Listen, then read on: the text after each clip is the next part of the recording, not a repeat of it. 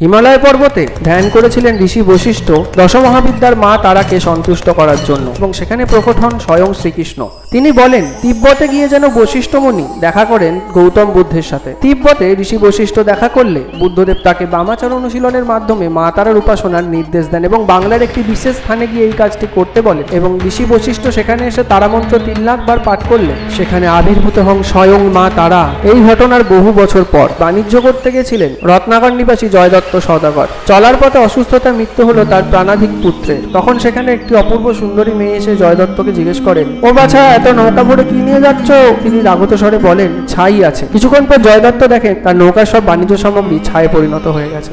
পরের দিন সকালে যাত্রা পূর্বে মাঝিরা নদী থেকে একটি শোল মাছ ধরে এবং সেটিকে কেটে রান্না করার আগে একটি কুণ্ডের কাছে নিয়ে যান এবং জলে ধুতে গেলে সেই শোল মাছটি আশ্চর্যভাবে জ্যান্ত হয়ে কুণ্ডের জলে সাঁতার কেটে পালিয়ে যান। জয়দত্তর মনে পড়ে সেই মেয়েটির কথা। তখন তিনি কাঁদতে কাঁদতে মাকে বলেন, মা, দেখা দে, আমার ছেলেকে ফিরিয়ে দে। তখন সেখানে হাজির হন স্বয়ং মা কালী এবং তিনি বলেন যে ওই কুণ্ডের জল পুত্রের গায়ে ছেটালেই পুত্র বেঁচে উঠবে, এবং বলেন যে এই পাশের জঙ্গলের মধ্যে একটা শ্বেত শিমুল গাছ রয়েছে, সেখানে তার নিচে একটি শিলা বিগ্রহ আছে। সেই বিগ্রহ একটা মন্দির প্রতিষ্ঠা করে তার পুজোর ব্যবস্থা করো। পরদিন সকালে লোকজন নিয়ে সেই বিশাল জঙ্গল খুঁজে খুঁজে শ্বেত শিমুল গাছের নিচে একটি শিলা বিগ্রহ আবিষ্কৃত হয় জয়দত্ত দ্বারা। যেই কুণ্ডে জয়দত্ত সওদাগরের পুত্র জীবন ফিরে পেয়েছিল তার নাম হয় বশিষ্ঠ কুণ্ড বা জীবিত কুণ্ড, এবং সেই জল থেকেই তৈরি হয় তারা মায়ের মন্দির। জয় মা তারা।